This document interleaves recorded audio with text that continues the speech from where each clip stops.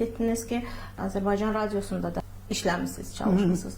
Bugün o aparıcıların diksiyalarından, danışıq tərzlərindən, intonasiyalarından danışdınız. Bir radioda zamanında Azərbaycan radiosu kimi bir yerdə çalışan biri kimi nə deyərdiniz bugünkü aparıcılara? İstər radio aparıcıları olsun, istər televiziya aparıcıları olsun. Azərbaycan dili qorunub saxlanılırmı?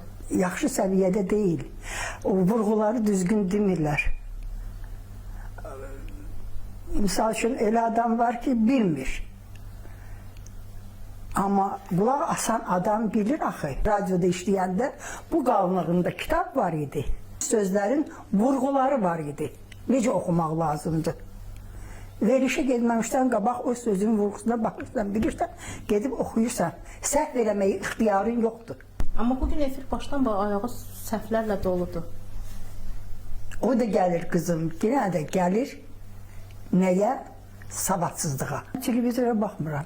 Mən baxanda, axı məni bağışlayın, üzdən İraqlar çıxıb ekrana mənə tərbiyə verir. Onların danışıqları,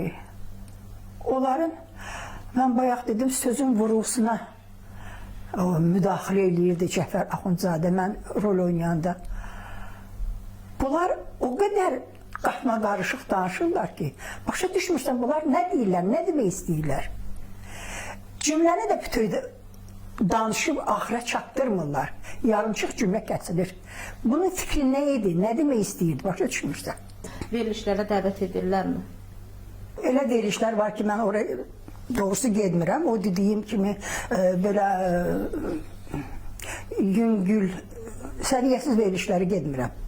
Mən sizə qarşı çox böyük hörmətim var, sizin verilişə çox böyük hörmətim var.